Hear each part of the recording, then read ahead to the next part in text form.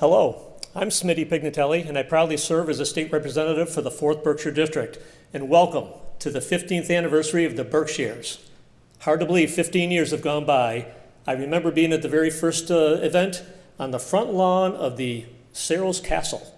Look at us today, 15 years later. We're in the beautifully restored historic Mahawi Theater in downtown Great Barrington. And that's all because of you. Thanks to all of you, the 400 local businesses that participate, representing a wide variety of retail, restaurants, cultural institutions, health and wellness facilities, and service providers. Over $10 million is in circulation since that launch. Thanks to all of you, this has made it possible. The purpose of this event is to celebrate the local economy and debut the new mobile payments app. More exciting news to come. At this time, I'm very pleased to introduce a longtime dear friend. Very jealous of this man. When he gets up here, you'll see. We've known each other for over 20 years. He still has an awesome head of hair. I'm grayer, balder, but my friend Tim Geller is doing very well. Tim Geller is the president of Berkshires Incorporated. Tim works in the community development, most recently the Community Development Corporation of the Southern Berkshires, doing incredible things to find housing affordability, which we so desperately need. He's also served on the board of the Berkshire since 2012 and serves on the board of directors of the Stockbridge Land Trust and the Great Barrington Land Conservancy. Tim Geller, come on up.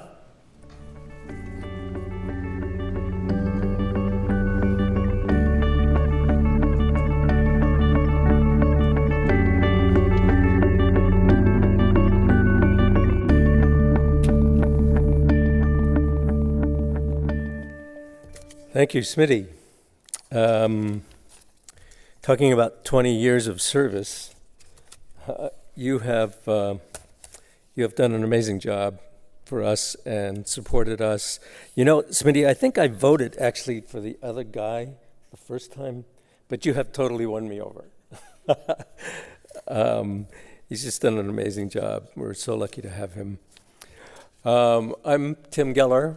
I am the president of the board of Berkshires, and what an exciting time.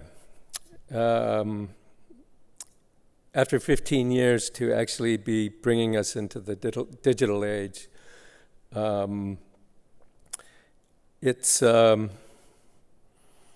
amazing, actually. You know, issuing local money it's not exactly a new idea. In fact, it goes back to before the founding of the U.S. I mean, up until the Federal Reserve Act in 1913, local banks around the country issued their own currencies, local currencies, backed by local production.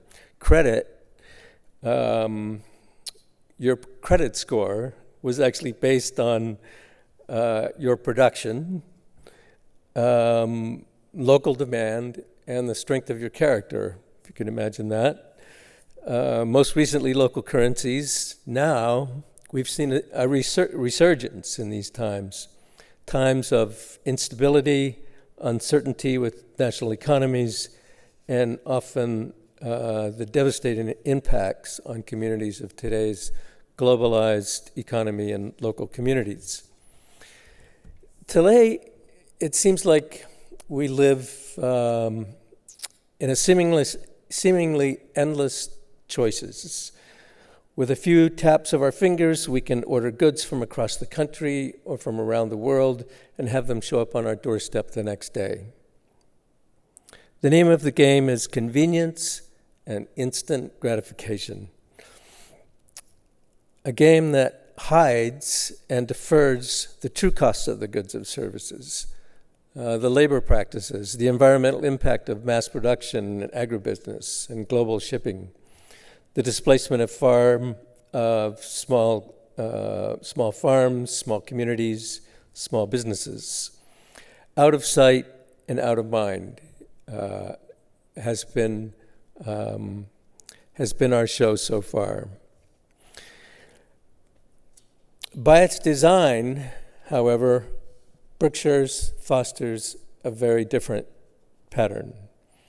Prioritizing local exchange and local production, a local currency maintains a thriving and more sustainable regional economy. Launched in 2006, As Smitty said, as a paper concurrency, we've seen over 10 million Berkshires go out in circulation from our partner banks, representing money that was kept entirely within the community. Today, about 400 local businesses accept our currency as tender: cafes, restaurants, professional service providers, farmers markets, farm stands, Main Street shops, selling items of all types and descriptions. Not too long ago, I bought a bicycle with my Berkshires, and a relatively expensive bicycle, a pretty decent road bike, for over a couple grand, with Berkshires at the local shop. Tourists, come here from all over the world, not just to take in the stunning natural beauty of the Berkshires, but to experience the unique character, friendliness, and humanity of our small towns and services. Our local businesses and world-class cultural organizations are treasures that give so much to the quality of life here and to the rich and deep beauty of our region. It's not always easy to define, but you know it when you experience it. Whether it's holiday strolls or art gallery crawls, the personal touch at shop centers, at shop counters, the pride of the place that one senses when attending Tanglewood or Jacob's Pillow or the Clark Museum or Mass Mocha, or the Berkshire Film Festival, which takes place right here in this gorgeous Mehewi Theater of ours. It's the taste on the palate and gratitude one feels when dining in one of our many farm-to-table restaurants. Picking up your weekly share at a community-supported agricultural farm. One often actually personally knows the person who raised the sheep or pulled the carrots and the lettuce from the dirt. Having a sense for where your food is grown, how workers are treated, how far or not your goods have traveled to get you there, to get to you. These are all essential these are all essential to an economics where people and planet actually matter. Climate change is bearing down on us like an avalanche that we so far have chosen to ignore.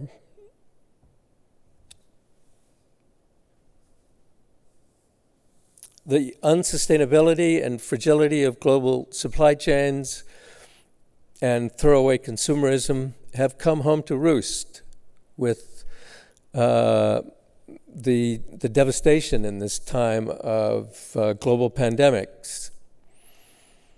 We have to break this addiction to this sense of convenience and immediate gratification. It's the task of each of our communities around the world and the global community as well to encourage new patterns. We have a head start here in the Berkshires on just such a new pattern. We have still so much that we can change, but we are way ahead of the game, starting here in our own backyard. Berkshires, and particularly digital Berkshires now, provide us with an opportunity to move toward a more resilient, sustainable, and interconnected economy.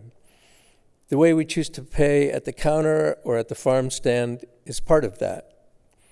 While some large corporations offer us convenience while hiding true costs, Berkshires is now offering the same convenience to both businesses and individuals while supporting our local shops and community service providers. Digital Berkshires will enable small businesses to process transactions at a lower cost than credit card and debt cards work. Imagine that. We're actually saving money as we buy local digitally. And doing so while keeping our region's wealth locally. In either form, paper or digital, our local currency encourages recirculation and reinvestment within the region while fostering personal bonds between producers, suppliers, and the communities. Berkshires are backed by US dollars and kept on reserve in community banks. Subsequently, those funds are available to the banks to provide credit to local ventures producing goods and services needed locally. It's a closed loop, if you want to think of it that way. The money is backed locally and it's reinvested locally. Adopting Berkshires is one step forward to a more resilient and sustainable local economy.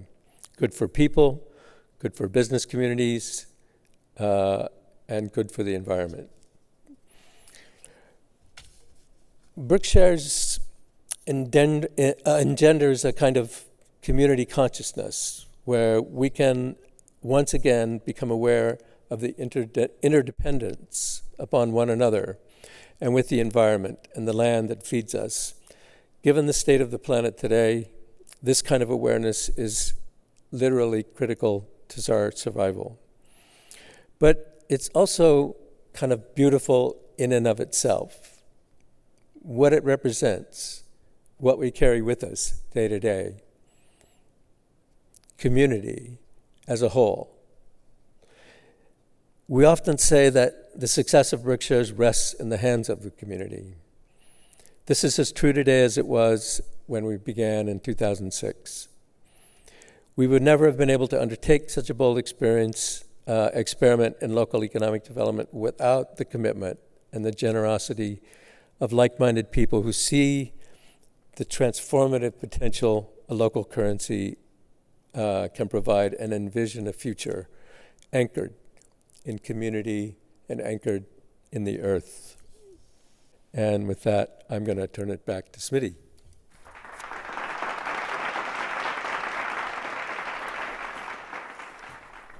Thank you, Tim, and thank you for your wonderful service for decades to not only the Berkshires, but Berkshires. And thank you for your honesty. When you run for public office, everybody you meet after the election when you win, everybody voted for you.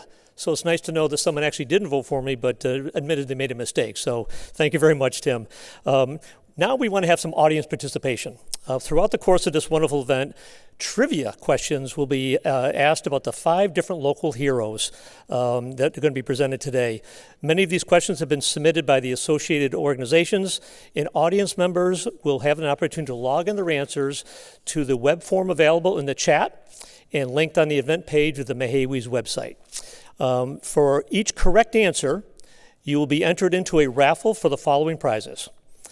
A Keeping It Local paraphernalia pack by Only in My Dreams events, full of Berkshires swag. And knowing Mike and Oscar, there's probably more than just the Berkshire swag in there. They always go above and beyond. And items made by Berkshire's businesses, or 100 digital Berkshires, or 100 physical Berkshires, or a brand new car. Oh, I'm sorry, I wasn't supposed to say that, but I've always wanted to say that. I think in my next life, I want to be the announcer on The Price is Right, so everybody wins a brand new car. But the winners will be announced following the event. So in our first round of trivia, these questions were submitted by Heather Briegel, a member of the Oneida Nation, and first-line descendant of the Stockbridge Munsee and Director of Education at Project Forge. So pay attention, folks. Question number 1. After being forced out of the Hudson River Valley, Mohican Nation settled in another part of their territory in the Berkshires near what river? Question number 2. Wantaktucket, I'm sure I butchered that name, or the Great Meadow, was a small Mohican village in the Berkshires where the nation settled just before the American Revolution. The name of the village was later changed to what English colony? And question 3. Today, known as the Stockbridge Munsee community, Mohican Nation now resides in what state after forced removals? Think about that, folks. Log on into the chat or the events webpage, and there's going to be some nice prizes at the end. At this point, I'd like to turn it over to my good friend Rachel Moriarty, who is the program administrator of Berkshires. Born and raised in the Berkshires, her knowledge of the area and personal experience with Berkshires allows her to work to increase circulation locally and engage the community around the opportunities for economic resiliency in Berkshire County. Rachel works with the board to implement the various programs of Berkshires. Ladies and gentlemen, please welcome Rachel Moriarty.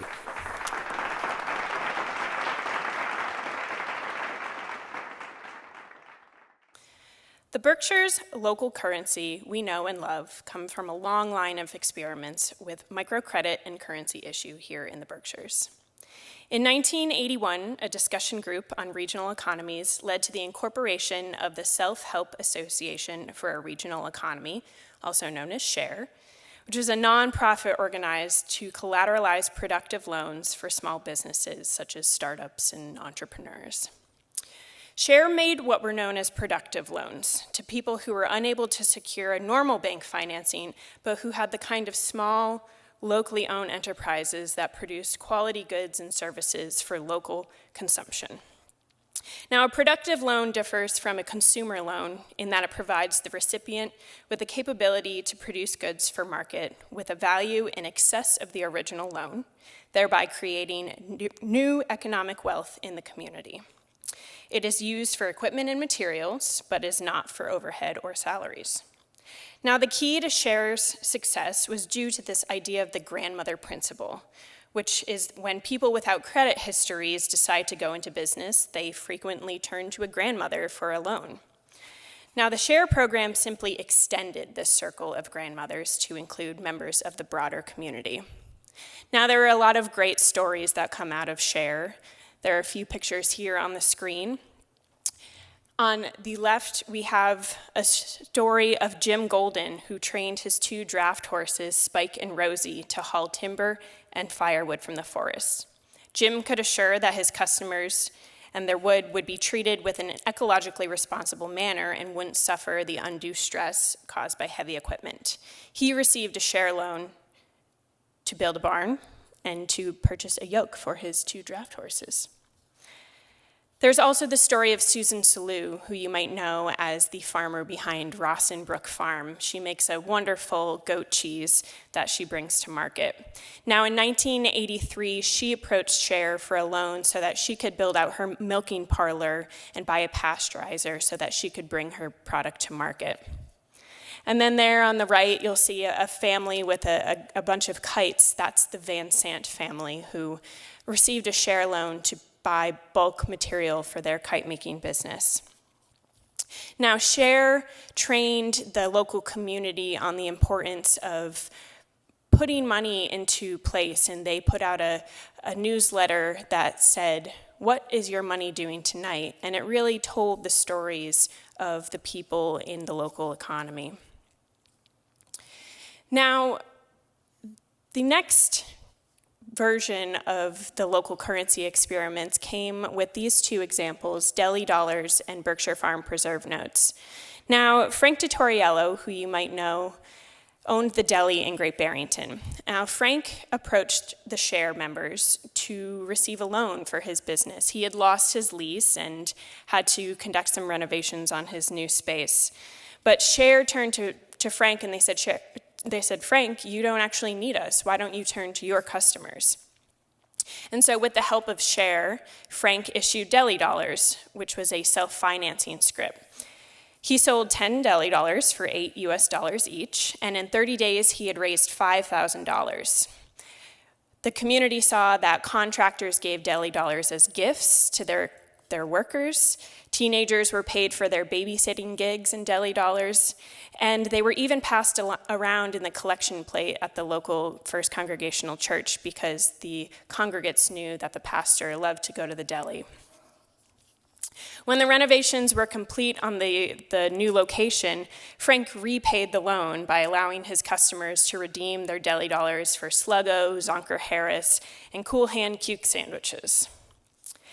Now, Jennifer Tazinski was working at the deli, and she brought this idea home to her parents at the Taft Farms. And so here you'll see an example of the Berkshire Farm Preserve notes, which were also issued as a self-financing scrip. So in collaboration with the Corn Crib, the Taft Farms and the Corn Crib issues these Berkshire Farm Preserve notes, which you'll see instead of a head of state features a head of cabbage, and instead of "In God We Trust," it says "In Farms We Trust." Now, even the Massachusetts Commissioner of Agriculture came out to the Berkshires to purchase the first Berkshire Farm Preserve note, and the Berkshire Women, Infant, and Children program issued these notes to their recipients who could use them without the stigma of food stamps. Now, these were two other iterations, examples of local currency experiments where consumers, merchants, and local people got to work together to solve some of their own issues in the local community. Now, most of the businesses in downtown Great Barrington had heard about deli dollars and Berkshire Farm Preserve notes and really wanted to experience some of the action. So in collaboration with the Southern Berkshire Chamber of Commerce, they issued what was known as the first Berkshire note, which was a consumer loyalty program in which for every $10 spent in the local economy, consumers received one Berkshire note. And these notes were redeemable at a time at the end of the summer when many people have left to return to their primary residences or after school starts, and some of our foot traffic tends to die down in the local economy. So with 75,000 Berkshire notes issued, representing 750,000 US dollars in the local economy, 28,000 notes were redeemed, and they were issued by Jack's and by Barrington Outfitters, but they were redeemed at Tom's Toys and at Byzantium. So people got to see the velocity and circulation of these notes in our community. And so while the merchants were conducting these experiments and the consumers were enjoying the perks of these experiments, everybody was wondering, well, why are we putting so much effort into these short-term programs? Why can't we just launch a full-time currency? And so the seeds that the original organizers of SHARE had planted now had rooted. So in 2006, our local currency, Berkshires, was launched, but it is in due part to these wonderful organizers that you see on the screen. There's Susan Witt, Rose Tenenbaum, Sarah Fogarty, and Pam Kroll. And they were the force behind these many experiments in our local economy. So when we finally were able to launch our full-time currency, we incorporated a board of directors. We chose the heroes that we wanted to be seen as representative of our local economy. We solicited and chose artwork by the wonderful artists in our local community. And we hired a wonderful designer to put it all together. And so finally, on September 29th, 2006, we launched Berkshires. And we did so in part with the support of the local Chamber of Commerce. And we even had help from Excelsior Printing, a spinoff of Crane, which helped to provide the paper for our local currency. Now, over the past 15 years, this program has grown to have 400 participating businesses, and over 10 million Berkshires have circulated throughout the local economy. And yet, over the years, we've been propositioned by many a local currency group to take our currency digital, but none of the proposals that were presented reflected the nonprofit, community-based values and maintained our critical partnership with our community banks until now. So through a series of stakeholder engagements with the help of Fenny Wang and her team at Humanity Cash, we've designed a product that we are so proud of, and one that allows us to retain our key partnerships and our core values: community, ecology, economy, sustainability, and equity. So today we mark the launch of the next chapter, Digital Berkshires. Thank you.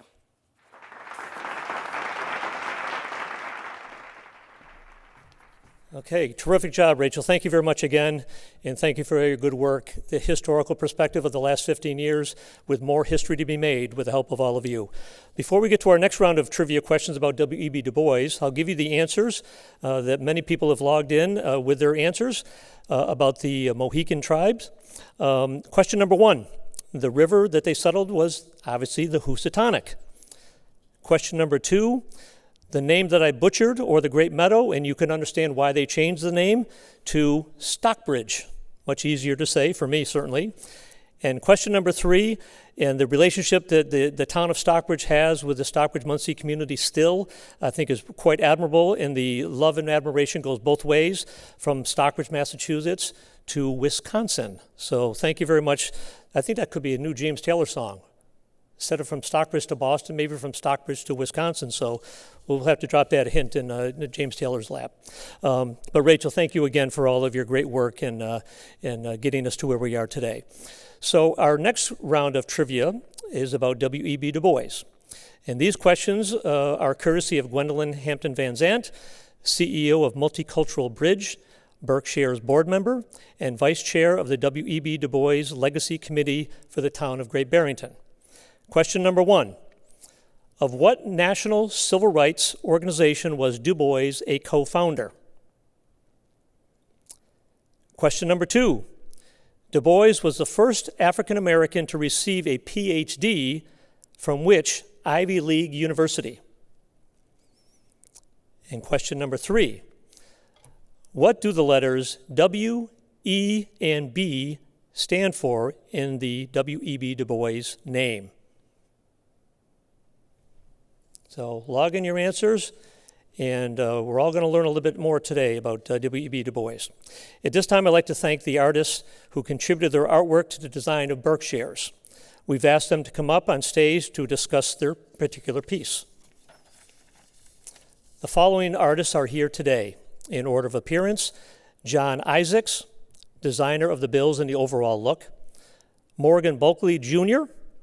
of the $5 bill; Warner Friedman of the $20 bill; and Janet Rickus of the $10 bill. Local artists that were unfortunately unable to attend: Bart Elsbach, Joan Griswold, and sadly, the late Michael McCurdy.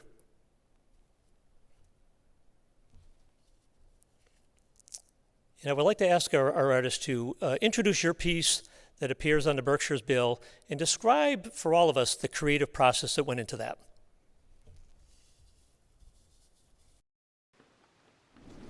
Well, I'll start then, I guess, because Bart's missing, who did the $1 bill. So I was lucky to see my first movie sitting next to that pole back there when I was 4 years old. I think it was Fantasia, actually.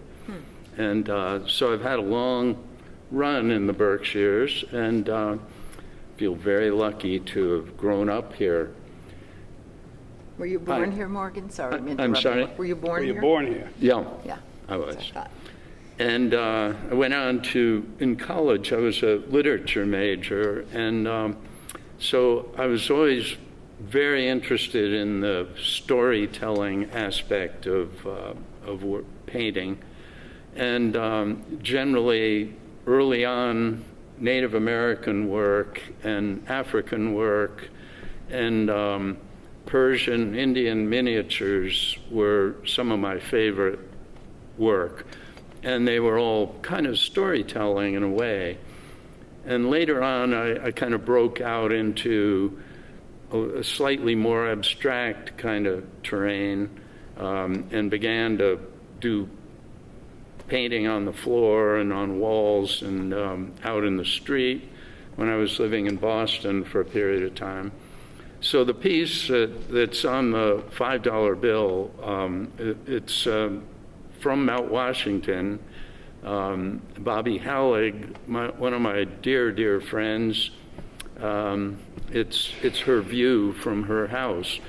And in the original, of course, she and her husband Klaus were in the painting, and they got excised for the purpose of a slightly more abstract or just natural image. But anyway, it was early on. I loved Henri Rousseau too, and so a lot of my work kind of fell into that kind of naive or primitive terrain, I guess. And so it's been a long time, and I've kind of moved around in my thinking and what I've been doing, and some of the work more recently has gotten to be more surreal, and I think it's kind of a result of just getting older and thinking different thoughts. So why don't you talk about yours? The image that's up there? Yes. Yeah, that was a series of paintings I did with fences, and mostly kind of wooden farm fences, though there was some on a trip to Europe I noticed some fences there that were metal, bronze, or steel, but mostly these were farm fences, and I think it caused somebody to say that I was an American artist because of that, and I think that's true. And most of these scenes are farms or woods or clearings where civilization has encroached a little bit on nature, and so it's got a little bit of both things. Somebody else chose this painting out of a group of paintings, but I think it's particularly, and they even spoke to me on the phone. I don't remember who it was, and they said how much they liked it and enjoyed working with it, on the $20 bill. So I'm thinking about my mother now, who used to say, go where the money is. So I've done that, Ma. What should I do now? So anyway, a sad attempt at humor. But these were a series I did that, again, categorized me as an American artist, I think because the subject matter was typically American. There aren't places like that in Europe and maybe in Mongolia, but I've never been there. But anyway, that was sort of the story of that painting. It was a whole series of paintings I did with fences that mostly related to American land and property, and the wilderness was always a part of it. In the background, there was a darkened forest, and then right in the front was what we had done to the land. And I don't think there were any political motives or anything. It just was that at the time was at the height of my consciousness, things like that. And I was around here too, so I'd just come up to the country and moved up from the city, and I was looking at and seeing these were constantly creeping into my consciousness, this. And I don't see what else, Morgan, you were supposed to be able to it seems to me, Warner, that it really also contains that opposition of abstraction, the kind of window or the kind of human construction, very often geometric, as opposed to the kind of organic landscape. Yeah, and you know my background, so I was an abstract geometric painter for a very long time. It was the majority of my work up to about 1985 or so, something like that. So it was, I'm sure it crept in, and has come along with me. My choices that I found in nature or man-built areas had that my beloved geometry in it. I couldn't get away from it. But there's a few paintings where I included some of my old paintings, interiors that were there. So they're even kind of more self-revealing.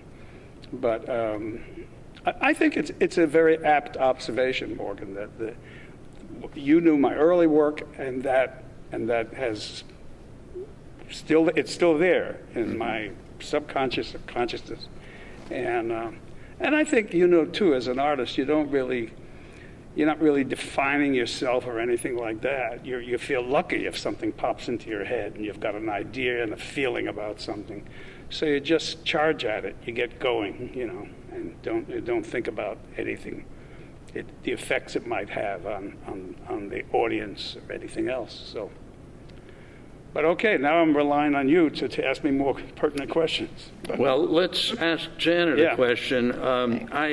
I think in some ways, Janet, your work often has that kind of window or a table Yeah. or some object that has a kind of High level, geometry, and yeah. then these amazing live, living vegetables kind of moving, looking like they ought to be walking off the table. And it interests me that you have been picking that same kind of imagery or that idea. Yes, other people have, I'm going to say changed, but my work has been still lifes on a tabletop right from the very beginning, and it's still a pleasure. I really, It's still what? A pleasure. There you are. I go to the, And the way you work, Janet, is so particular. I mean, it's working only with natural light yes, and from a traditional northern window with natural light, yes. The objects done just from life, so, yeah. And does that feel like a constraint to you, or do you ever? Well, it's a constraint, but it's self-imposed. I'm perfectly happy living in this, my little still life world for whatever reason. I guess it just suits my personality. Yeah, it's still fun going to the grocery store or Guido's or Co-op or Taft Farm and looking for something new to paint, not necessarily new, but a new idea with a lemon or with an apple or something, and they just keep on coming for some reason, but it's a pleasure to And do it. the people in Guido's think she's quite strange, going around all the time, squeezing and looking and moving Well, the fruit around. there is a little level of embarrassment there, because I do go to the store, and when I am, because you do have to choose things carefully, because if you get say an apple that looks a little bit like a tomato, then when you paint it, even if you paint it the way it really looks, people can say, is that an apple or is that a tomato? And that sort of, anyway, it gets confusing, and then it's a problem, let's put it that way. So I do have to very carefully look through the bins of things, and it's awkward because who likes to see anybody touching everything before they put it in their cart? But sometimes I do have to touch a lot of things before I put them in my cart. So generally, I lower my head and I just dig through the things and get what I need. It reminds me of when I was in boot camp, they used to always say, "Are you eyeballing me?" Oh, And yes. I can imagine you sort I of am, yes. turning the tomatoes. Yeah, and I do have to be careful because you know how they pack them in there. You don't want to cause an avalanche of things Right. coming towards the floor or anything. So, but anyway, it's fun. Well, now, Warner, do you find yourself changing your theme as we've gotten older? Is this something that's changed for you? One thing has changed. I used to do colossal size paintings, 10, 12 feet. I no longer do that because I can't really shift them around. But I'm thinking of I've tried experimenting with having an assistant or helper in the studio, and I haven't worked it out myself, but I mean, I need somebody for 5 minutes just to lift the painting up, so. But it's about the only adjustment I've made, and I do like surprises, and I like to come up with different ideas when I can, or change things up, somehow. I mean, I'm sure you know the feeling, and but that's the only consolation I've made, I just wanted to say something that may not be relevant to the conversation. I haven't been in this theater in about 2 or 3 years, and it's such a pleasure to come here. I think it's the most exquisite little theater in the world, and every time I come here, I'm thrilled. Yeah. Well, I haven't been here for 15, 16 years, Wow. which was when Berkshires launched. And I think it's extraordinary that we're here at all, because Berkshires was a very ambitious project in its day. And congratulations to Susan Witt and everybody involved, who launched the project and have sustained it for such a long time. For but not restoring only the that, theater? that No. BerkShares has served as a model for quite a number of other local community currencies throughout the world and created a definitive movement, so well described by Fenny in her presentation. And it's astonishing how much impact BerkShares has had in that respect, as well as the impact it's had on the local community. I mean, I was so delighted to be asked to make the design for the bills, for the How did notes, they find which, by you? the way, are Berkshires, not dollars. Right. And I was delighted to do that, but I didn't have very much time in which to do it. I think we turned the whole thing around in about 3 weeks. Wow. But there were 3 factors that I recall that contribute greatly to, I think, the success of the design. One first was obviously the quality of the original artwork that you guys provided. And one of the things that I think has worked very well with it was that your work and those of the other 2 artists are in quite different styles. And the fact that the set of bills has a kind of cohesion despite the different styles, I think is really interesting and overall effective, that the variety of the imagery in the bills contributes to its overall interest. The other thing that I think was a stroke of good fortune with the design was the choice that I made of with the typography. And I'll tell you why. I had, as a graphic designer and book publisher, I had been using I had discovered and been using the typefaces of a rather small, exclusive type foundry in New York called Heffler Frere Jones. And I selected one of their typefaces, Gotham, for the Berkshires purpose, largely because it had a nice American feel about it. In fact, Gotham was based on Art Deco, 30s Art Deco typography that was widely used in signage. Especially you'll see on kind of 30s skyscrapers in New York City, you'll see very similar type saying this or that building. And that was the origination of the Gotham typeface. And it was kind of obscure when I found it. But by good fortune, somebody else found it, and that was Barack Obama, who adopted it for his 2008 presidential campaign. And that gave it a huge imprimatur. And it also Obama's use of it has also ensured that it really hasn't aged. And I think that's the case not only with Obama's use of it, but also with Berkshire's, that it doesn't look old-fashioned.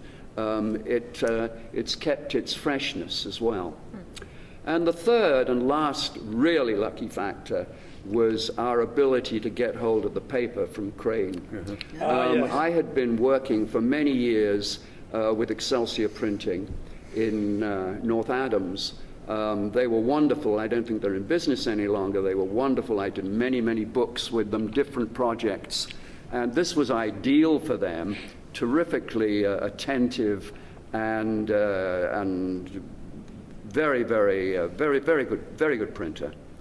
And they were a subsidiary of Crane, who happened to have this stock of paper that was used for federal bills. And I can't remember how we wrangled it, but somehow we got it. And that gives them that special feel, and not to mention durability. So we were very lucky in all those respects. Yeah, they look better than U.S. currency too. Yeah, I think, you know? they do. Well, No, thank you absolutely. for that. You know, you turn the bill over, and then you've got this monumental building with Greek columns in it. I mean, that's almost every bill. Sure. So, But I think they've lasted very well. We did it in 3 weeks. One thing that occurs to me is it was a challenge to do it, but I can't imagine that they were nearly as difficult to design as the kind of app that is going to take over. Oh, yes, that's a So job, anyway, I would imagine. but congratulations to all those Really? who worked on that, which must have been a mammoth task. But in the front view of the bills, it's very beautifully arranged abstractly, I think. I mean, the way you broke it up designer more. was, I had great admiration for the way you did that. Thank you so much. I think probably our time is up now. Maybe, yeah. Okay. Anyway, I say thank you to Berkshires for Yeah. putting Thank us you, on. Berkshires. Good luck with the next round. Yeah. Right, yeah. Wasn't that wonderful? Thank you very much. The artisans we have throughout the Berkshires are incredible, and I've always said to my colleagues in Boston, the Berkshires where art was born and culture was created. So thank you very much for your wonderful work. Let's recap before we get into our next round of trivia questions, but about W.E.B. Du Bois. Question number 1. The civil rights organization was the National Association for the Advancement of Colored People, commonly referred to as the NAACP. Question number 2. First African American to graduate with a PhD from Harvard University. And question number 3, what does W-E-N-B stand for? William Edward Burghardt. So congratulations to all of you folks. You are now entered into those wonderful prizes that we talked about without the brand new car. Okay, now our next round of questions is about Robin Van En. And these questions were submitted by Kathy Roth, longtime friend of Robin Van En and co-founder with Robin and Clemens Kalischer of the Berkshire Regional Food and Land Council, known affectionately today as Berkshire Grown. Question number 1. What is the name of the farm where Robin Van En developed the community-supported agricultural model? That's going to be a hard one. Question number 2. What plant-based burger did Robin invent for her son David that became a real favorite among CSA members? Another hard one. And question number 3. What was Robin's first job in the Berkshires? Those are 3 tough questions, Kathy. Thank you for submitting those. Okay, now it's my pleasure to turn it over to Fenny Wang. Fenny is the founder of Humanity Cash, a public benefits corporation with a mission to create a circular economy powered by community currencies and universal basic income, or in state government, another acronym, UBI, that ensure that every dollar strengthens local economies. She is a Columbia-trained lawyer turned blockchain entrepreneur and has been the force behind digital Berkshires. Please welcome Fenny. Good afternoon. I'm Fenny Wang, and I'm the founder and CEO of Humanity Cash. We are a technology company building the stack for communities to issue their own community currencies in conjunction with local organizations and their community banks. So we're really excited to pioneer this work with Berkshires, especially given Berkshire's unique history and its fame amongst community currency and even digital currency enthusiasts. So we're very excited to be here. So we know as a fact that local economies are crucial for our prosperity as a nation as a whole. Small businesses provide nearly 50% of jobs in America. And as we see now, competition between employers is really good for workers to ensure that we have a living wage, and local economies add to identity and our local culture. And yet our small businesses are struggling, as we've seen with the COVID pandemic, and food insecurity is at an all-time high. So we'll talk a little bit about how technology has, on the one hand, created a lot of wealth, but on the other hand, has also often displaced local economies, and how we have an opportunity to make that technology work for us here. And Berkshires is an example of that.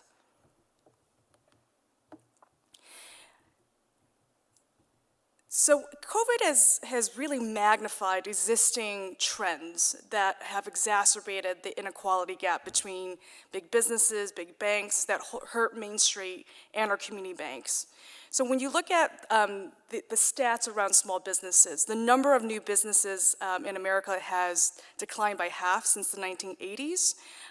More so than ever, our businesses are struggling against online cut-rate retailers such as Amazon and others. And then with the advent of technology and money being increasingly, if not exclusively, electronic or digital in format, that means our small businesses are paying tens of thousands of dollars per year in extractive credit card processing fees. So typically it's about 3 to 4% just off the top, just to be able to accept the money to offer your goods and services to your customers. On the other side of that, we have community banks that really serve as the liquidity providers to their local communities and ensuring that money gets distributed in this decentralized manner. And yet we've also lost half of our community banks in the last 20 years. So even though community banks only hold 15% of the banking industry's total loans, they hold 36% of all small business loans and 31% of farm loans. So the decline of community banks has a direct impact on the ability of our local small businesses and our local farms to get the financing, the capital that they need to grow and thrive. And as we've seen, again, with that trend, there's been a lot of market consolidation in the banking industry. So in America, we hold 80% of our banking deposits, so that's trillions of dollars, with five national banks, 80% of our deposits with 5 national banks, even though there's over 4,000 community banks as a whole. And part of that trend is also with the advent of fintech players like Venmo and PayPal that aren't even regulated as banks. So they're not offering the full protection to consumers. They're not required to abide by the Community Reinvestment Act to ensure that funds and services go back to the communities in which they operate. So everything becomes abstracted from the local realities and the local economies. So taking a look at how we're designing digital Berkshires, and really as Rachel had mentioned, the goal of digital Berkshires is to preserve the integrity of the Berkshires design while acknowledging the reality of the technological age that we live in and seeing how we can actually take advantage of the technology in ways that work for us. So the way that Berkshires works, whether it's the paper notes or the digital version, is that it is one-to-one backed by US dollar reserves held with local community banks. So a user that wants to use Berkshires would deposit, say, $100 US with the local community bank. Against that, 100 Berkshires would be issued. So in our case, it would be 100 digital Berkshires, and then that can be subsequently spent and recirculated amongst the local economy, amongst the local businesses. So when we were doing the user surveys last year, what we learned was that because of COVID, which again, it just accelerates existing trends. It's difficult for people to walk into a physical bank branch to deposit federal dollars in exchange for Berkshire notes. And also for a lot of the small businesses, in order for them to participate and accept Berkshires, they had to bank with the existing Berkshire's banks. Otherwise, they wouldn't be able to deposit and redeem their Berkshires back to cash. So we use technology in that way to solve those pain points without compromising the fundamental design and principles of Berkshire. So now with the digital app, you can go through the app and link your existing bank accounts, and all you have to do is through the app decide how much money you want in Berkshires, and on the back end, the dollar funds will be transferred to our community banks, Lee Bank and Salisbury Bank holding the digital Berkshire reserves, and then we will issue you the equivalent amount of digital Berkshires to your digital wallet in your app, and then from that point forward, you could go spend those and transact that as a kind of digital cash with your local businesses. And because we're using a blockchain network that has very, very low, negligible transaction fees and high throughput of transaction processing, it's also carbon neutral, that allows us to facilitate digital transactions without having to go over a Visa or MasterCard networks. So that immediately saves the small businesses 3 to 4% of that credit card processing fee. So that's how we're using technology in a thoughtful way to actually solve problems, but without taking away from the fundamental values. So a lot of folks in the community currency space, also digital currency space, are very wary of fiat currency, federal dollars, and so forth. So there's often we get questions about why are you actually backed by U.S. dollars and so forth, and there's actually some real good policy reasons why that is actually a good idea to do that.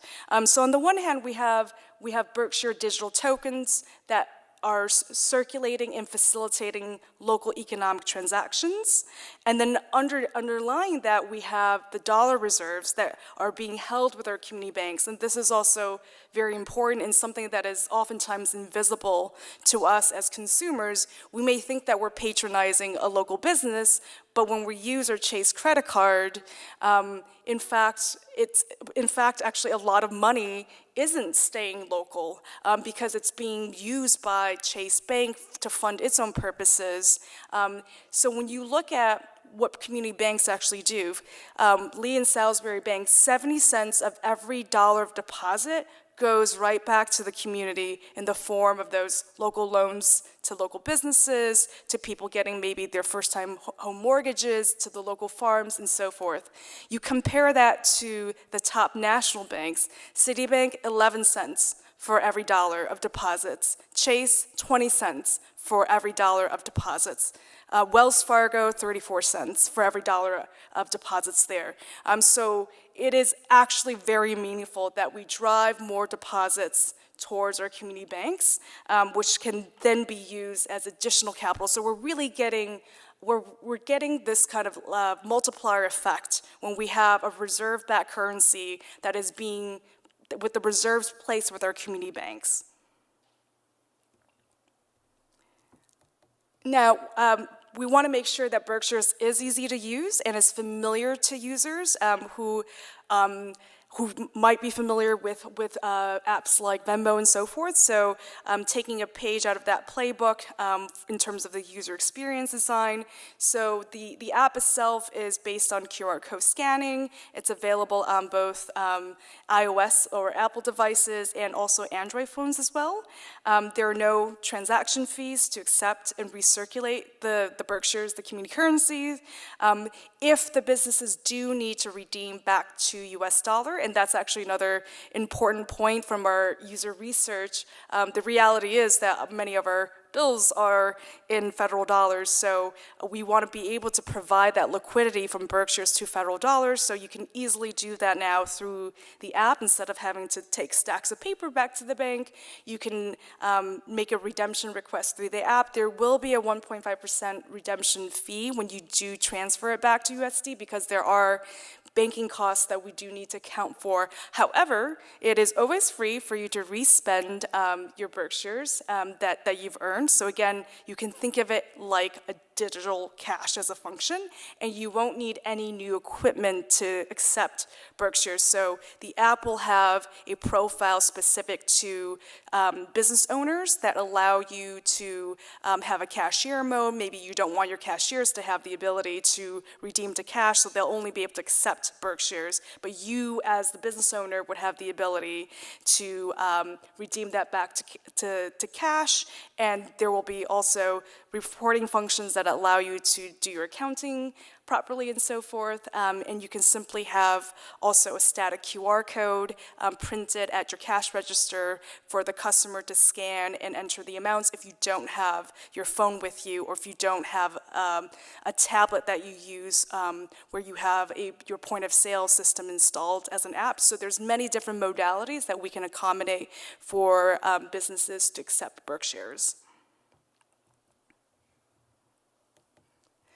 So like stepping back in terms of, the bigger picture of where this could go or what Berkshires can mean, it really is at the vanguard of a historical moment for digital currency, certainly, for how we're thinking about things like a central bank issue digital currency. Some of you might have heard that China is working, it's already released pilots of a Chinese digital yuan and so forth. So there's a real white space for us to create and have a voice and a narrative as a community in terms of how do we actually think about what money needs to do, and it needs to work for our communities. So on the local level, what we hope that Berkshires can achieve over time, and of course, everything starts small. So over time, if we're successful with this, we hope that the data from Berkshire's transactions allow us to map local supply chain flows and strengthen those local supply chain flows. So they both kind of work together. We actively want to make sure that people are thinking about local supply chains, so that helps with the recirculation of Berkshires, and the more we see how Berkshires is recirculating, we also further understand what the local supply chains look like. And then on a national level, what we hope we can demonstrate is the inspiration of how we think about what might a US digital dollar look like, for example. And it should have policy considerations such as financial inclusion and supporting local economies, supporting community banks. We hope that as a policy outcome, federal stimulus dollars, for example, are allocated in local dollars so that we see greater economic impact, which ultimately reduces taxpayer costs. So just to dive into that a little bit deeper, where could this go, right? If we are successful in this experiment with Berkshires, as mentioned, more effective fiscal stimulus policies at a national level by thinking locally. So if stimulus dollars were in local dollars, then we know we would guarantee that from the outset, all funding would directly go to those who need it on Main Street. So as an example, there is a well-known study that was published recently that analyzed the PPP, Paycheck Protection Program. So the average cost under the PPP to save a job was close to $200,000. Now we know there's something wrong here because the average salary in America is less than $60,000. So what that means is, while some small businesses did get the money that they needed from the PPP program, most of that money did not go to the places that needed it. They were going to large businesses, oftentimes even multinational corporations that did not need it. It didn't trickle down to the small businesses, to the workers that actually needed it. So there's a real need for a kind of tool, perhaps like Berkshire's, that can be an instrument that delivers that kind of funding down to the actual people who need it most. And then related to that is how we think about, cash transfer policies, perhaps like universal basic income, which has been another policy area that's gained relevance coming out of COVID. Poverty alleviation should benefit both individuals as well as their neighborhoods. So for every dollar, for example, that we're giving as part of a cash transfer program or UBI program, that could be a local dollar, meaning now a family need is being helped by that dollar, a small business in that neighborhood is being helped by that dollar, and a community bank is also seeing the benefit of that dollar and being able to redistribute the majority of that dollar back to the local communities in the form of capital and save taxpayers in billions, and we'll talk a little bit about that.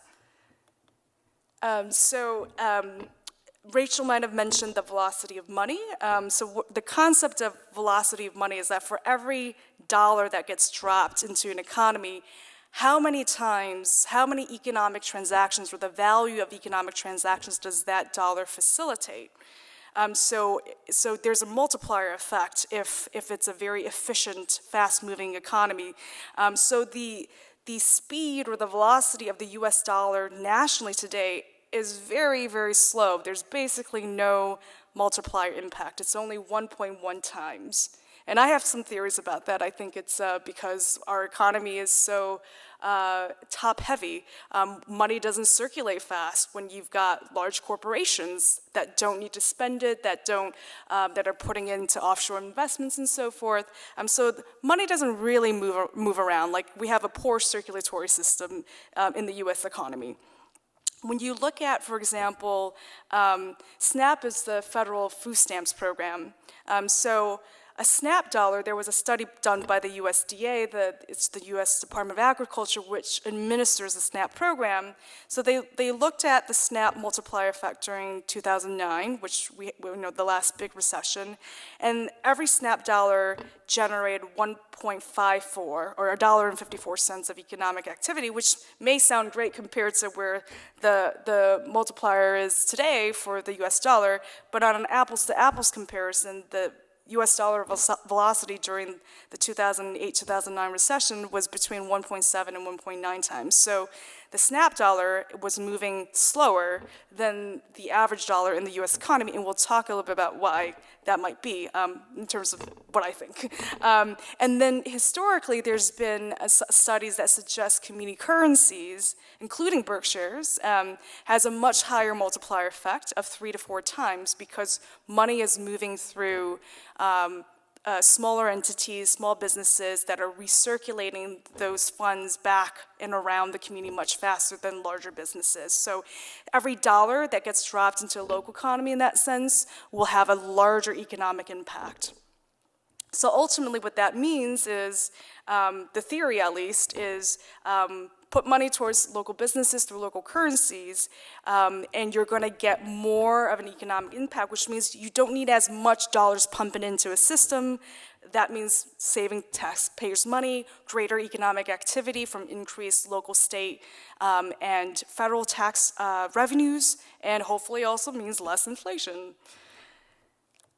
So we talked a little bit about SNAP before. So 80% of SNAP vendors are small businesses. It's your corner bodega, your convenience store. Yet 80% of SNAP dollars are spent with large corporations, and 53% are actually just spent with superstores like Amazon and Walmart. So when you look at the average spend of the SNAP program, which is about $86 billion now, we're literally talking about tens of billions of dollars going to Amazon, Walmart, and other national chains instead of trickling down to that corner bodega or the corner convenience store or the local supermarket. And so one of the things we like to do is to stand up a Berkshire's Universal Basic Income pilot to demonstrate the multiplier effect of funds going to help not only people who need extra help, but that ensuring those funds also go 100% to local small businesses. And ultimately, it's a measure at a national policy level to say, hey, we want tens of billions of taxpayer dollars going to support local communities and to support Main Street, because not only is it the right thing to do, but it makes economic sense. And so here is, we've got a few local nonprofits, some of you may be familiar with them, that are interested in providing in-kind pro bono services to support a UBI pilot. So we are fundraising for a $1 million UBI pilot. We do have a funder willing to put in a $500,000 matching grant. And we also have MIT's economics department very interested in doing a research survey study. It will be the first study of its kind to look at not only what's the impact of cash transfers on the financial health and well-being of individuals who receive it, but what is also the impact on that local economy, on those small businesses, on the community banks, and so forth. Again, showing what potentially could be policy implications at the national level. So we've got our community banks, Lee and Salisbury Bank. We've got Multicultural Bridge, Berkshire Community Action Council, and RAILAC is also interested in providing financial literacy training. And of course, we've got the wonderful Berkshires organization and the Schumacher Center, also part of this kind of initiative. So that's a little bit of a call out on our end for folks who might be interested in contributing to our UBI pilot. Thank you very much, and we'll be releasing the app soon.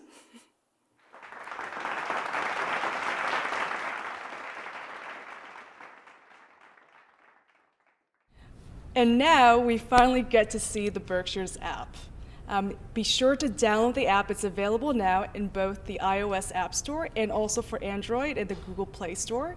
And if you are one of the first 5,000 people to download the app and link your bank account, you will receive 10 free Berkshires to try out the app and support your local businesses. To continue to strengthen the Berkshire's local economy, our local currency, BerkShares, is going digital. If you run an area business, Berkshires exists to support you. The new Berkshires mobile app is designed to make scan to pay fast and easy. This video will show you how it works, but first, a quick refresher on our local currency. Berkshires can be used at participating businesses in the region. Adopting a local currency is a mindful choice to keep wealth local by spending and banking locally. Over the past 15 years, Berkshires has kept more than $10 million in local circulation. With the launch of the new mobile payments app, digital Berkshires can be used with any iPhone or Android device. As a local alternative to big tech payment apps, BerkShares offers businesses the convenience and cost savings of digital while maintaining our emphasis on community values. So how exactly will digital Berkshires work? With the app, people can now easily fund their digital wallet from any bank account. Simply link your account and then load up.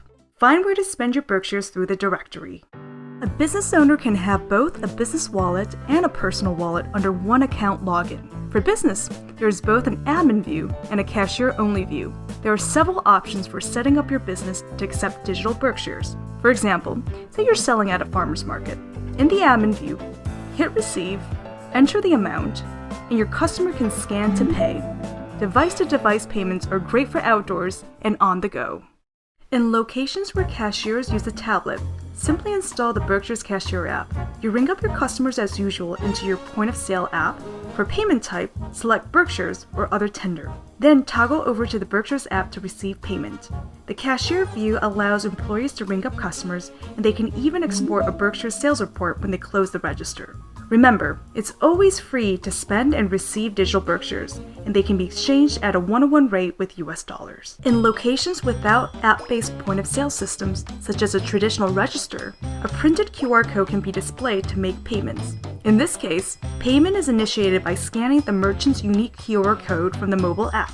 The customer enters the amount, shows it to the cashier to verify before tapping to pay.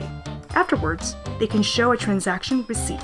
We will provide you with a QR code for display. You can always use a printed code as a backup method. The business admin view has full functionality, like cashing out your Berkshires to US dollars, paying yourself or others via Berkshires, plus a reporting function. Your business profile can be linked to your business bank account. To cash out, simply select an amount. This small 1.5% fee only occurs when cashing out to USD. The aim is to recirculate Berkshires as much as you can. This is always free. Send Berkshires to your personal wallet, or send Berkshires to someone else, such as an employee or vendor. All Berkshires transfers are documented and reports can be made for accounting as needed.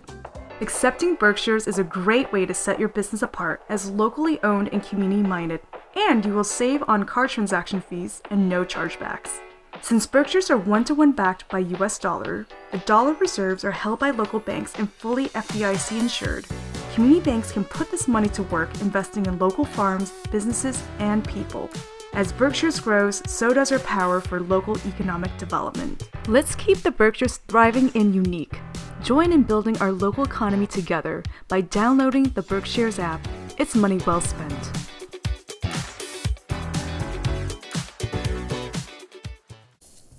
Thank you very much, Fenny, and appreciate your support and participation with us here today.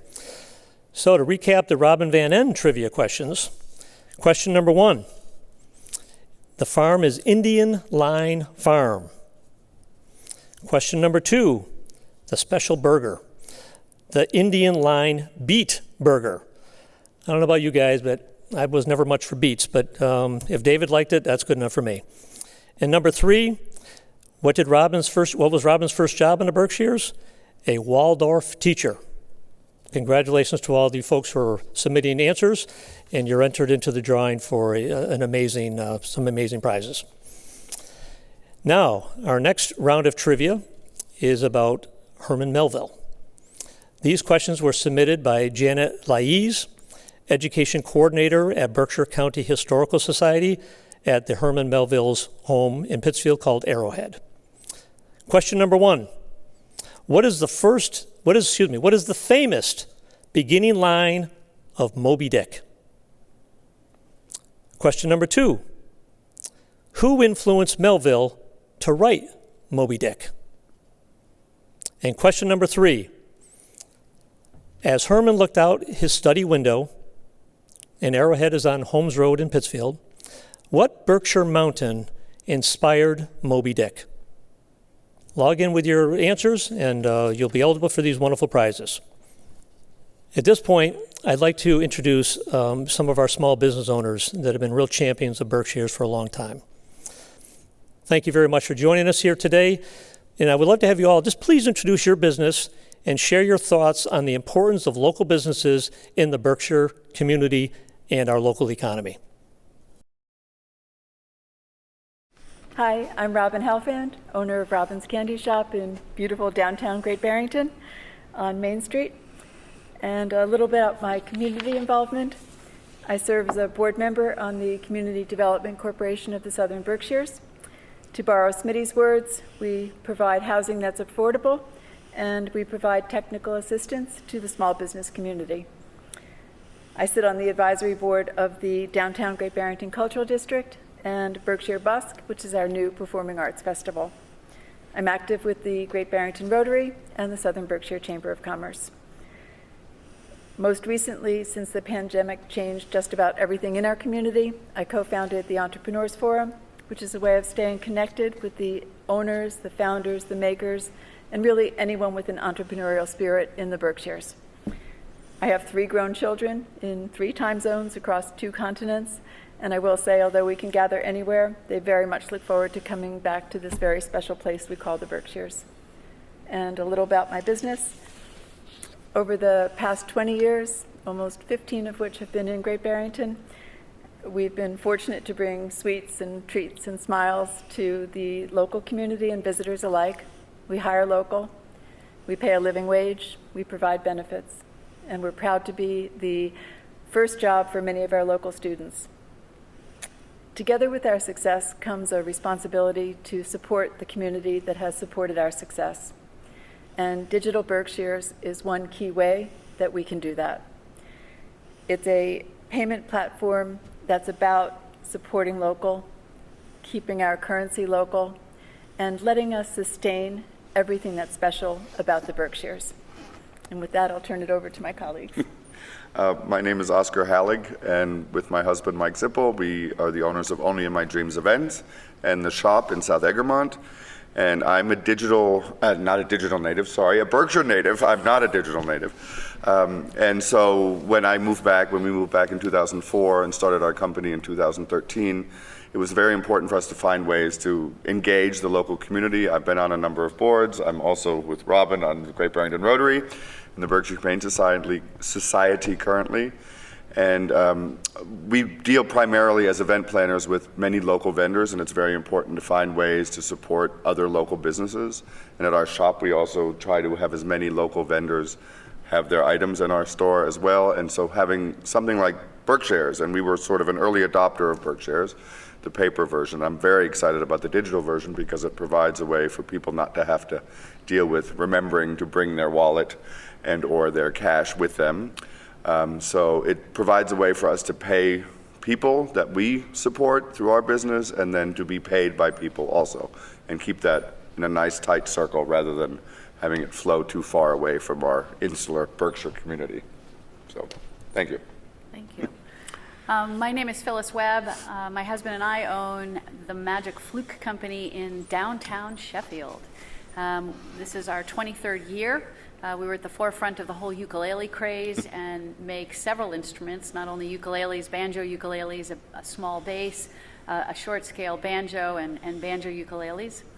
And we came to be with this passion and commitment to make it here in the United States. And that we've taken as far as we can to work with local vendors. And so Berkshires, when we moved here 11 years ago, was just something that we gravitated to in the beginning of, and signed up. Where can we sign up to accept Berkshires? This is so much about who we are, keeping it local, circulating. And it's so important with us also hiring local and keeping the money flowing. We know that the corporations that are coming to town, if their money goes to another state, it always is going out. We want to keep it here, and in doing so, it boosts our local economy. I go back to one of Fenny's statistics where the small business runs the economy of the United States. And so the more we can keep our dollars locally, the better for all of us. I also am very involved. I've been very involved with Berkshire since I've arrived, the Chamber, our Sheffield Historical Society, which is wonderful. Most recently, it's just being announced, I am the new president of the board of directors of the Berkshire Food Co-op. So I wear that hat as well because we are ready to take on Berkshires in the app.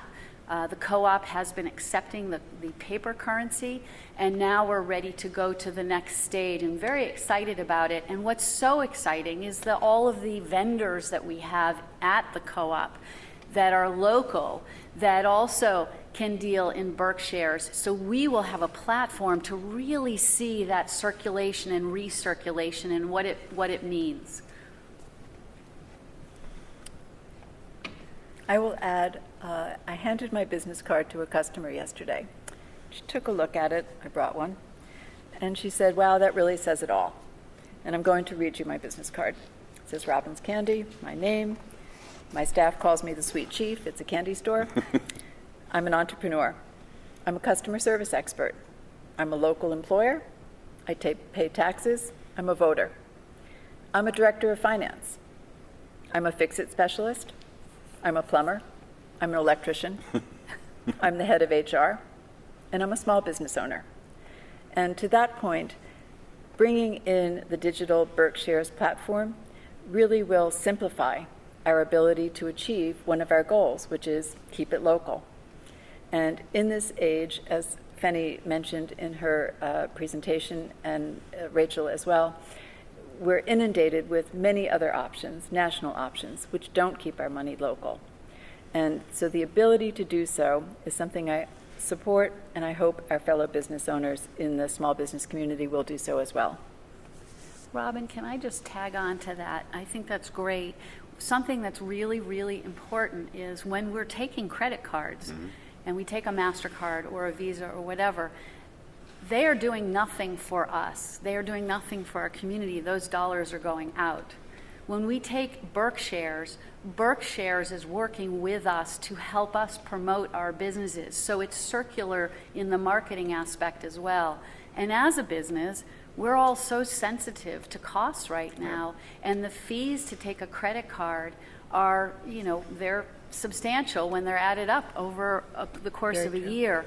So the idea to take a local currency and have little to almost to no fees is so exciting. So that adds strength to our business, which of course goes back into the community. So I think it was interesting because this was our first full year of doing retail. And in the event planning world, we don't tend to take credit cards. We do a lot of things by check or other ways. But looking at the final numbers at the end of the year and seeing that big number of credit card fee that I hadn't really imagined, 3%, that's not so bad.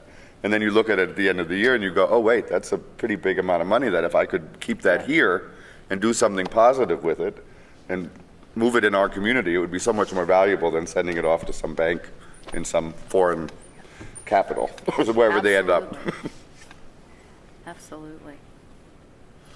But I think it's a real game changer. I think this is going to put us on the map more than it already has, and I think that I'm ready to sign everybody up. Yep, I'm ready too. And I'm excited too that it's digital, which is so great, because I remember the first time somebody put their phone down on the payment center and it worked, and I thought, wow, that's great. So I think there's a whole generation of people who this is going to speak to very strongly and be in their comfort zone of how they spend money, and they're used to doing things digitally. So I think this is a really great way to combine the local and the digital and move everybody forward. And you know, one thing that I always used to love about the paper money, when I first came here, I just thought it was the coolest thing. And so I've told this story to Rachel and the Berkshires, but you'd love to hang out in a store, and you just, not that you wanted to show people you had money, but you had different money. Yeah. And so it was a conversation starter, because people were intrigued. Wow, that's different, and you're paying with it. But it also creates dialogue. So I feel like even though we may be moving more towards the digital, away from the paper, which I've heard will still be around, you're connecting to the person you're paying, or that person who's paying you. In other words, it's, you know, when you give a credit card and you're rushing, you may not even look somebody in the eye. Somehow, I think this develops a relationship, and it makes you think, wow, you're buying with intention, you're buying using local, and we're connecting on another level, not just a quick exchange of money and run.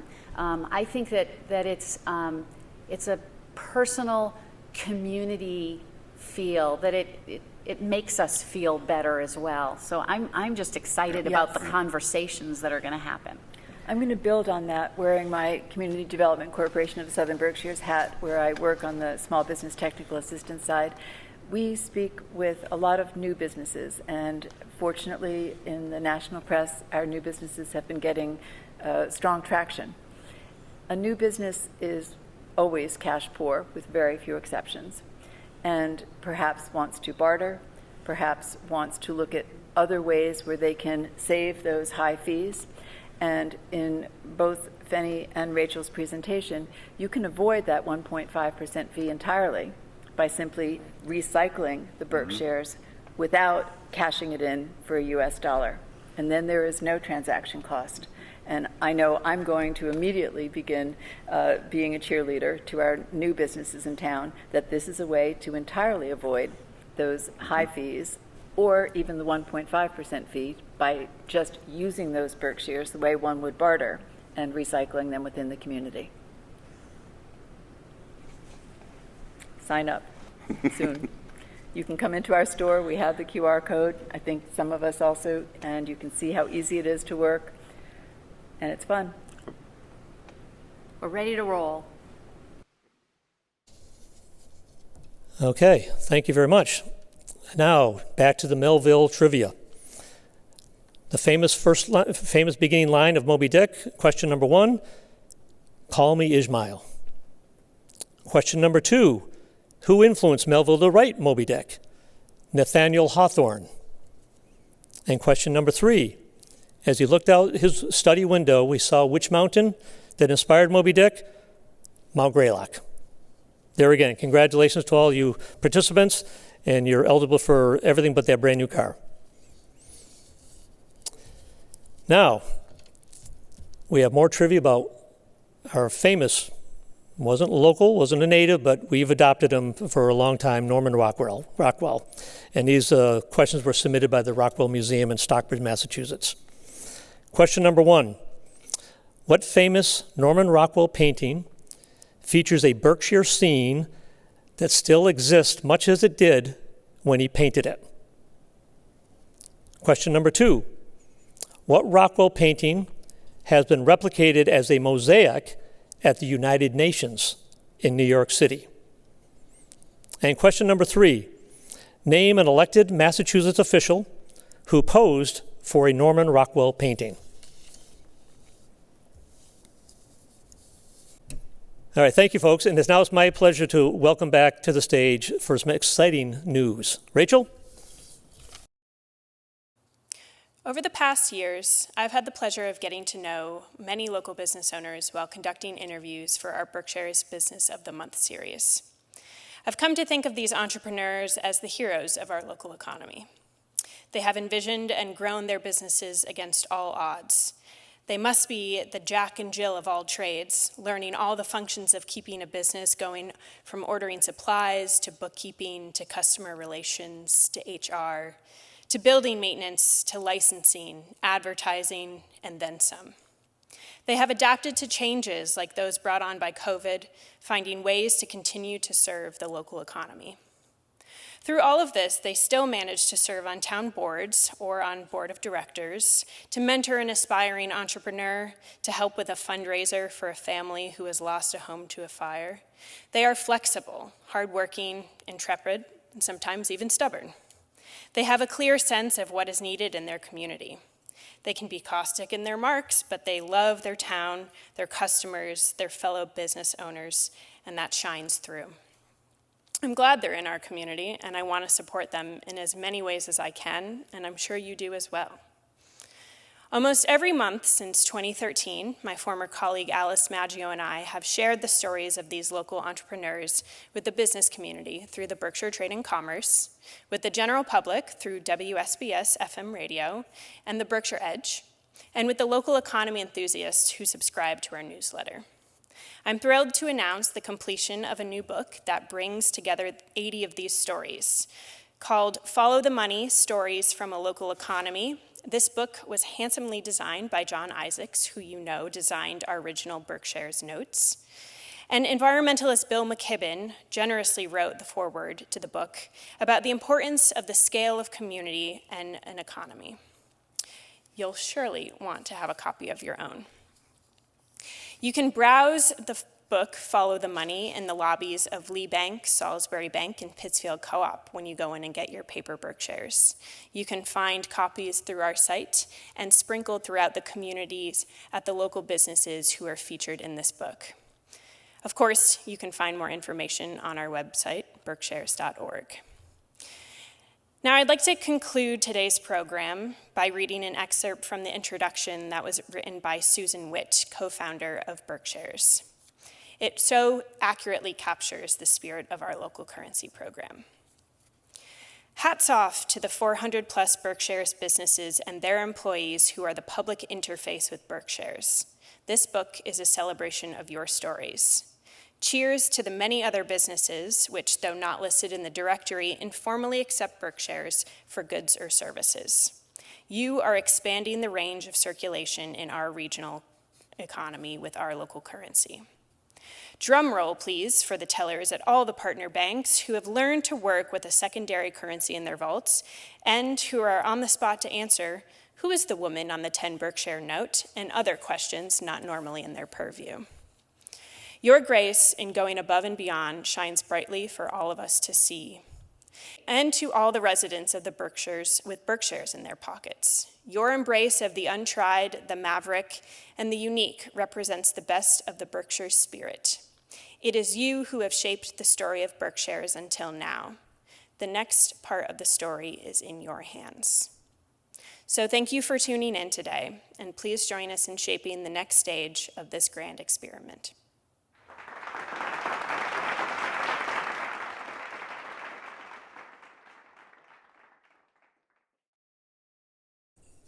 Acknowledging that we are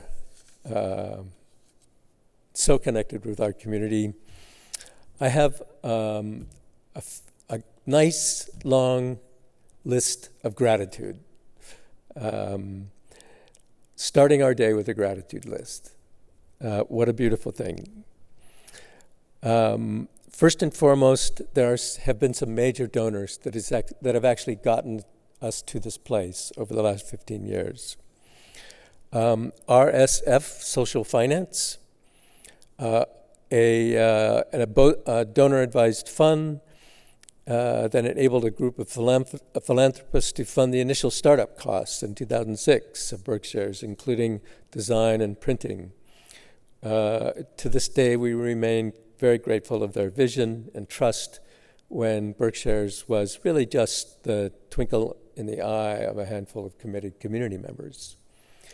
The Dubois Foundation, a Dutch foundation, in 2013 provided a grant that enabled us to grow significantly, increasing the number of participating businesses and Berkshires in circulation, and helping us launch our Berkshire's Business of the Month series, which is now sort of canonized in our new publication, Follow the Money. It's a beautiful publication which is just literally hot off the press, and it's local, and it's available in local bookstores. You can also check it out on our website.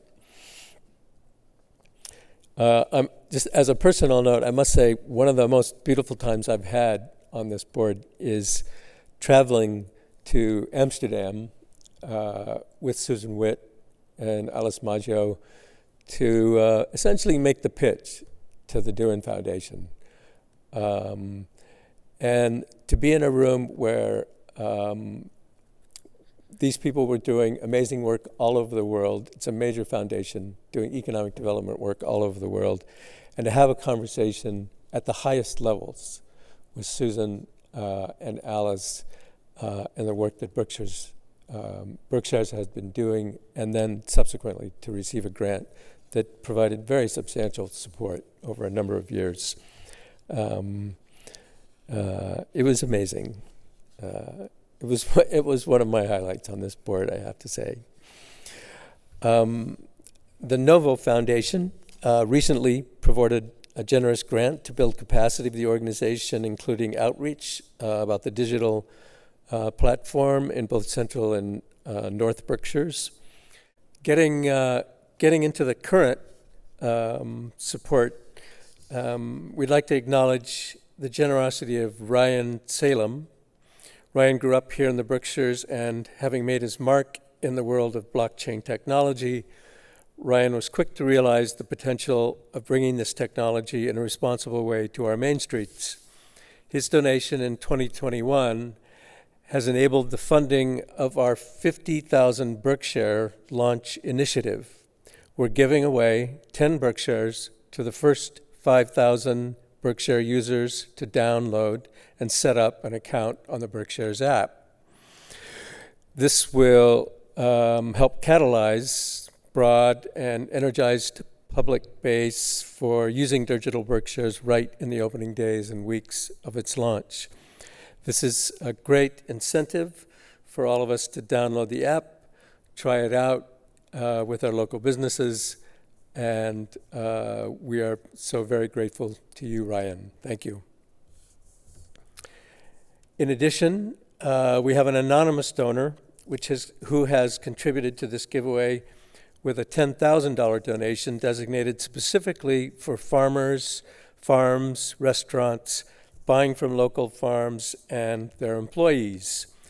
Each of these will be given 20 Berkshires when downloading the app. This will jumpstart the use of the digital platform in the local food economy, stimulating one of our strongest and most successful economic sectors. We also would like to thank Berkshire Grown specifically for their strong partnership in this work. Berkshire Grown will receive the first few months of the Community Chest, a feature of the app that allows consumers to round up their purchase to the nearest dollar, or Berkshires, as it were. Lastly, I'd like to thank Schumacher Center for New Economics. Our partners include, but are not limited to, the Southern Berkshire Chamber of Commerce, One Berkshire, Berkshire Grown, Multicultural Bridge, Greylock Federal Credit Union, and Berkshire Community Action Council. We're privileged and grateful to be working with them all. Lee Bank and its president, Chuck Leach, Salisbury Bank and Trust, and its president, Rick Cantelli, and Pittsfield Cooperative Bank and its president, Jay Anderson. What really makes this work is all the local businesses. We have about 400 businesses plus that currently take Berkshires, retailers, restaurants, service providers, bike shops, as I mentioned, who really walk the talk day in, day out, to make the Berkshires community centered the oasis that it is.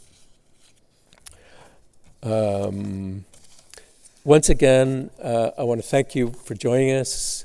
It's a privilege to have you here with us for this celebration. And with that, I'm going to turn it back to Smitty.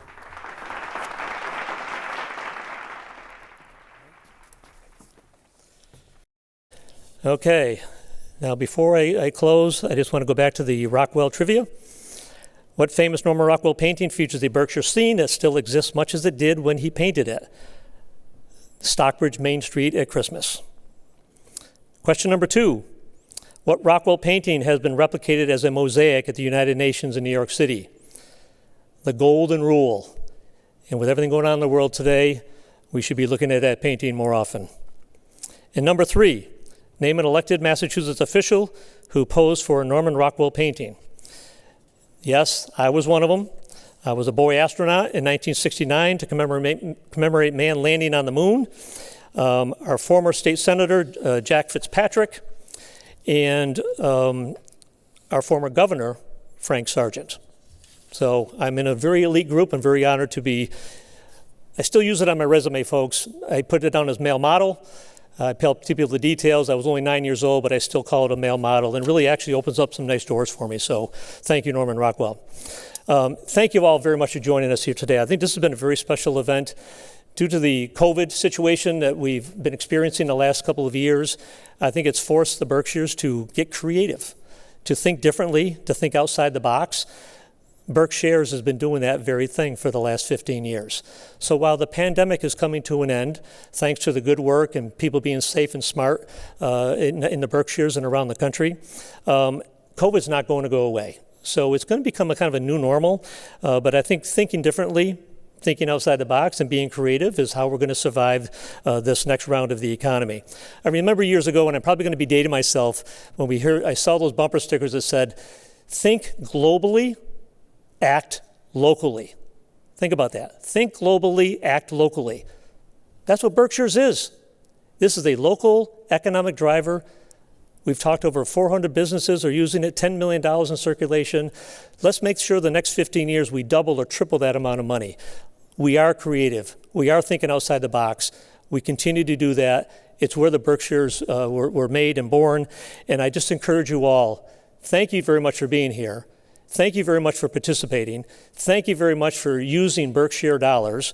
But I encourage you all to stay safe, stay healthy. Let's all be Berkshire. Let's all use Berkshires. Thank you very much. Have a lovely time.